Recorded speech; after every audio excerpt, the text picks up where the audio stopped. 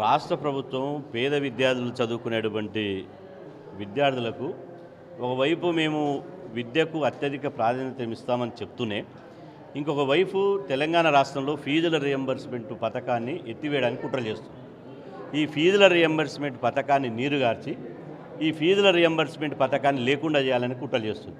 కాబట్టి ఈ ఫీజుల రియంబర్స్మెంట్ పథకాన్ని కొనసాగించడం, ఇంకొక వైపు 22 లక్షల మంది పేద విద్యార్థుల చదువుకు భరోసా కల్పించడానికే రేపు 15వ తేదీన హైదరాబాద్లోని ఇందిరా పార్క్ వద్ద ఫీజు పోరు దీక్షను ఏర్పాటు చేయడం జరిగింది. ఈ ఫీజు పోరు దీక్ష కంటే ముందే ఇలా ముఖ్యమంత్రి రేవంత్ రెడ్డి, డిప్యూటీ సీఎం బట్టి విక్రమార్క గారికి మేము డిమాండ్ చేస్తున్నాం.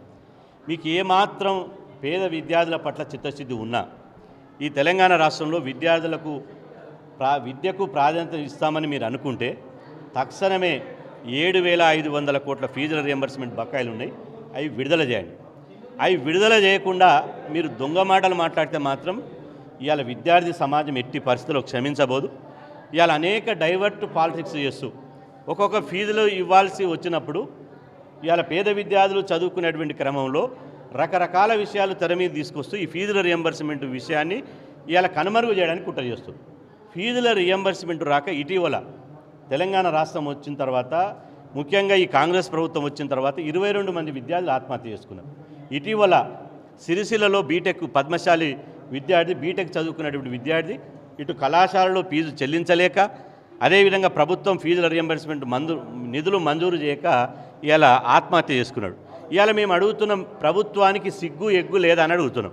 ఎందుకంటే ఏ విద్యార్థుల బలిదానాలతోటే తెలంగాణ రాష్ట్రం వచ్చింది.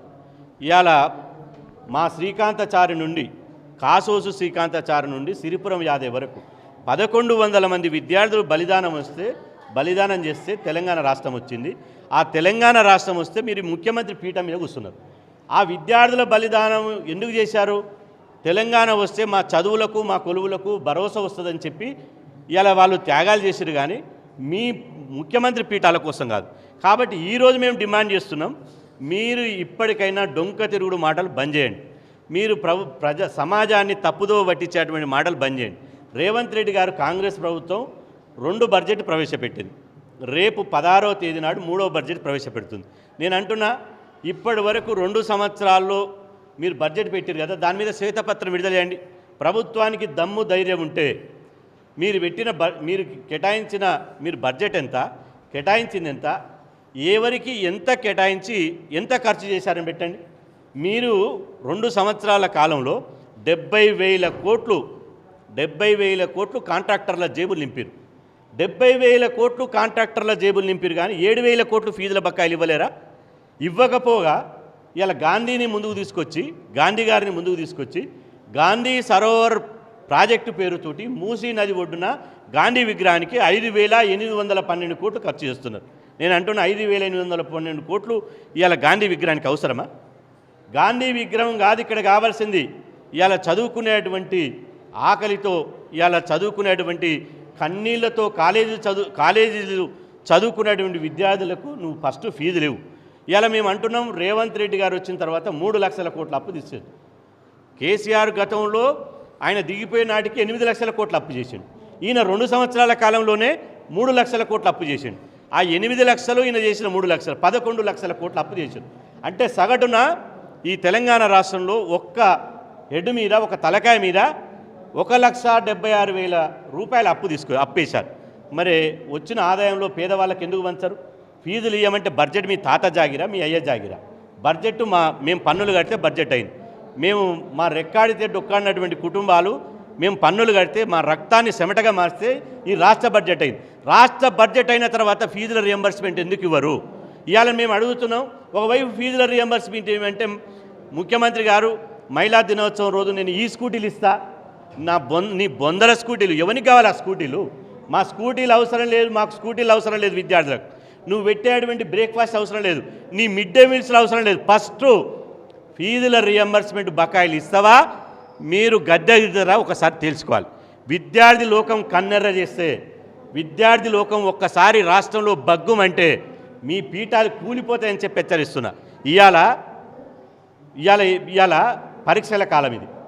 ఇలా మార్చి ఏప్రిల్ అంటే పరీక్షల కాలం. ఒకవైపు పేద విద్యార్థులకు కళాశాలలు మీకు ఫీజులు రాలేదు కాబట్టి హాల్ టికెట్ ఇవ్వరు.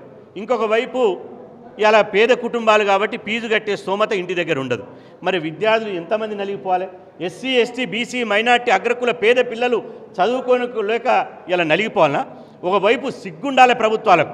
ఒకవైపు ఇటీవల ఏఐ అంతర్జాతీయ సెమినార్ పెట్టిరు మన భారతదేశం, ఒక వేదిక అయింది. ఆర్టిఫిషియల్ ఇంటెలిజెన్సే వచ్చేది, ఆర్టిఫిషియల్ ఇంటెలిజెన్స్ కాలమే వచ్చేది, ఏఐ కాలమే. కాబట్టి విద్యార్థులారా మీరు ఏఐ సాంకేతికను అందిపుచ్చుకోమన్నారు. ఒకవైపు కిన్నంగా గిచ్చి మీదంగా నమ్మమన్నట్టు ఇక్కడ స్కాలర్షిప్లు ఇయ్యరు, చదువుకుంటే ప్రొఫెషనల్ కోర్సులు చదువుకుంటే ఉన్నత విద్య చదువుకుంటే ఫీజుల రియంబర్స్మెంట్ ఇయ్యరు, ఏఐని అందుకోవాలని అనడానికి సిగ్గులేదా? కాబట్టి ఫీజుల రియంబర్స్మెంట్ అనేది భిక్ష కాదు, ఇది విద్యార్థుల హక్కు. ఫీజులు ఇస్తారా గద్దె ఎదుగుతారనే కోణంతో డిమాండ్ తోటి రేపు హైదరాబాద్లో ఇందిరా పార్క్ దగ్గర ఒకరోజు ఫీజు పోరు దీక్షను ఏర్పాటు చేయడం జరిగింది. ఈ ఫీజు పోరు దీక్ష ద్వారా ప్రభుత్వం దిగి రావాలి, 7,500 కోట్లు తక్షణం విడుదల చేయాలి. మీరు కాలేజీలను బెదిరించినట్టు బెదిరిద్దామంటే వాడు భయపడాడు. ఇక్కడ భయపడే సమాజం ఎవరు లేడు. కాబట్టి ఇది కాలేజీ యజమాన్యాలు ప్రభుత్వాల మధ్య జరిగే పోరాటం కాదు. ఇది 22 లక్షల మంది విద్యార్థుల బతుకు సమస్య, 22 లక్షల విద్యార్థుల భవిష్యత్తుకు సమస్య. కాబట్టి మీరు ఖచ్చితంగా బకాయిలు ఇచ్చి తీరాలే. అదేవిధంగా ఈ రాష్ట్ర బడ్జెట్ 16వ తేదీ నాడు ప్రవేశపెట్టేటువంటి బడ్జెట్లో ఫీజుల రియంబర్స్మెంట్ కోసం 10,000 కోట్లు బడ్జెట్ కేటాయించాలి. లేకపోతే మాత్రం కాంగ్రెస్ ప్రభుత్వాన్ని వదిలిపెట్టేది లేదు. ఇవాళ మా ఫీజులు రియంబర్స్మెంట్ పథకాన్ని కొనసాగిస్తామని, ఫీజుల రియంబర్స్మెంట్ బకాయిల విడుదల కోసం, బడ్జెట్ కేటాయింపుల కోసం మా పోరాటం కొనసాగుతుందని చెప్పి ఈ సందర్భంగా తెలియజేస్తున్నాం.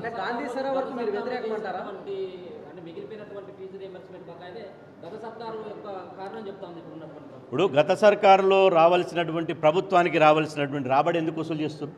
రిజిస్ట్రేషన్లో రావాల్సినటువంటి జిఎస్టీలో రావాల్సినటువంటి ఇంటి పన్నులు, పంటి పన్నులు, అన్ని పన్నులు గత ప్రభుత్వంలో రావాల్సినటువంటి బకాయిలు మాత్రం మీరు వసూలు చేయొచ్చు, కానీ ఇవ్వాల్సినవి మాత్రం ఇవ్వరు. మరి గత ప్రభుత్వం కట్టిన సచివాలయం వేదికకి ఎందుకు పరిపాలన చేస్తారు? గత ప్రభుత్వం అది బీఆర్ఎస్ ప్రభుత్వమా కాంగ్రెస్ ప్రభుత్వమా కాదు, ఇక్కడ ప్రభుత్వం. అక్కడ ప్రభుత్వం అనేది ఇప్పుడు పాలకులు అనేవాళ్ళు టెంపరీ, ఒక 5 ఏళ్ల కాలం వచ్చిపోయేటువంటి ఇవాళ పార్ట్ టైం ఉద్యోగులు మాత్రమే ఈ పాలకులు. కాబట్టి ఇప్పుడు మీరు ప్రభుత్వం అనేది ఒక భరోసా. కాబట్టి ఈ ప్రభుత్వం ఇవ్వాల్సినటువంటి అవసరం ఉన్నది, ఇచ్చి తీరాలే, లేకపోతే మాత్రం వదిలిపెట్టే ప్రశ్న లేదు. మేము గాంధీ సరోవర్ ప్రాజెక్టుకు 5,812 కోట్లు ఇవ్వడం అవసరం అంటున్నా.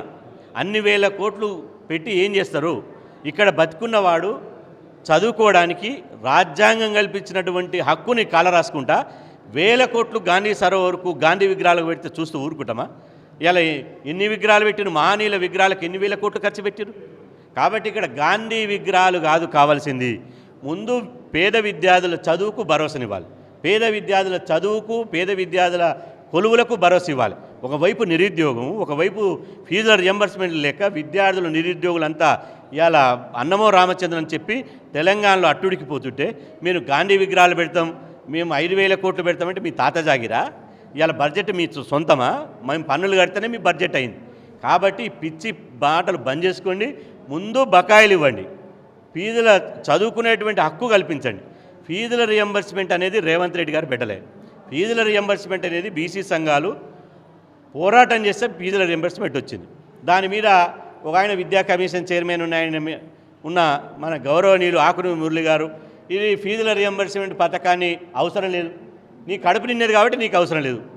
మరి పేదవాడు ఓ గుడిసెలు ఉన్నటువంటి, ఓ సంచార జాతి, ఓ బండలు కొట్టేటువంటి, ఒక సవరాలు చేసేటువంటి, ఓ బట్టలు ఉతికేటువంటి పేదవాడు చదువుకోదా? ఆ కులవృత్తులను పనిచేసుకుంటూ ఉండాలనా? కాబట్టి ఇవన్నీ పిచ్చి మాటలు బంద్ చేయండి. కాబట్టి మీరు సరిపడాల్సినటువంటి ప్రతి మండలంలో ఒక engineering college, medical college, degree college, junior college, ప్రతి విలేజ్లో ఇలా ఎల్కేజీ టు పీజీ వరకు మీరు విద్యా సంస్థలు నెలకొల్పి ఇలా సఫిషియెంట్గా మీరు కాలేజీలు పెట్టినాక అప్పుడు ఫీజుల రియంబర్స్మెంట్ అవసరం లేదు. ఎక్కడి ఇంటిగ్రేటెడ్ రెసిడెన్షియల్ స్కూల్ అనేది మేము మొదటి నుంచి చెప్తున్నాం. ఇంటిగ్రేటెడ్ స్కూల్ అనేది ఇప్పుడు సక్సెస్ కావు. ఇంటిగ్రేటెడ్ స్కూళ్ళ పేరు మీద కాంట్రాక్టర్ల జేబులు నింపడానికి ఇంటిగ్రేటెడ్ స్కూళ్ళు ఒక్క స్కూలు మెయింటైన్ చేయాలంటేనే అది కష్టమవుతుంది. గతంలో ఇంటిగ్రేటెడ్ స్కూళ్ళు టీఆర్ఎస్ ప్రభుత్వంలో ఇలా వాళ్ళు ప్రయత్నం చేశారు కానీ విఫలమయ్యారు. ఇంటిగ్రేటెడ్ స్కూల్స్ సక్సెస్ కావు. కాబట్టి ఇంటిగ్రేటెడ్ స్కూళ్ళ కాంట్రాక్టర్ అంతా ఎవరిది? ఒకే ఒక 2-3 వ్యక్తులకు మాత్రమే కాంట్రాక్ట్ ఇస్తున్నారు. ప్రతి రెసిడెన్షియల్ స్కూల్ 200 కోట్లు కేటాయించి ఆ 200 కోట్లు నిర్మాణ పనులన్నీ ఒక 2-3 కాంట్రాక్టులకు కేటాయించి దాని ద్వారా కమిషన్లు దండుకోవచ్చు అనే ఒక యావ తప్ప అందులో సదుద్దేశం లేదు. ఫస్ట్ నువ్వు చదువుకున్న వానికి ఈ పోరాటం చేసి ఫీజుల రియంబర్స్మెంట్ స్కీమ్ పెట్టించింది అమలు చేయి. నిధులు మిగిలితే ఇంకోటి ఆలోచన చేయి.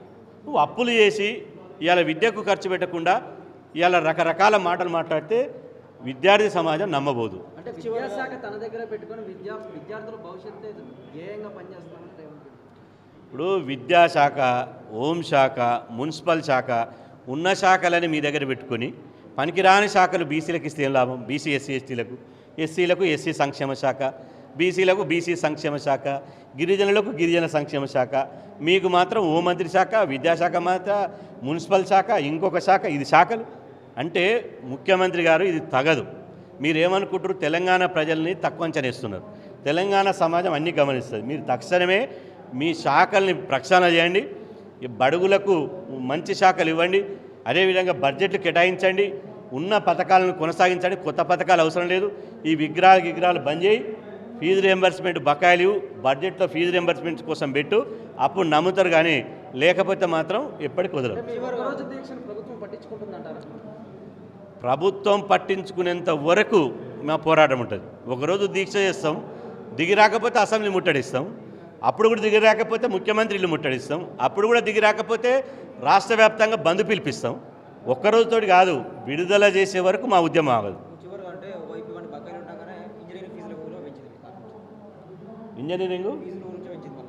ఇప్పుడు ఇంజనీరింగ్ ఫీజులు పెంచలేదని పక్కన పెడితే ఇది ఒక ఫీజు రియంబర్స్మెంట్ అంటే ఒక ఇంజనీరింగ్ సమస్య కాదు. ఇక్కడ డిగ్రీ కాలేజీలు ఉన్నాయి, ఇంటర్మీడియట్ కాలేజీలు ఉన్నాయి, పీజీ కాలేజీలు ఉన్నాయి, అందులో ప్రొఫెషనల్ కాలేజీలు, ఇంజనీరింగ్ కాలేజీలు ఉన్నాయి, మెడిసిన్ కాలేజీలు ఉన్నాయి. కాబట్టి ఇవన్నీ శాస్త్రీయంగా పెంచవలసినటువంటి అవసరం ఉన్నది. ఎవరి యజమాన్యాలకు తలొగ్గి మీరు పెంచితే మాత్రం పెంచిన ఫీజులు మొత్తం ప్రభుత్వం ఇవ్వాలని డిమాండ్ చేస్తున్నారు.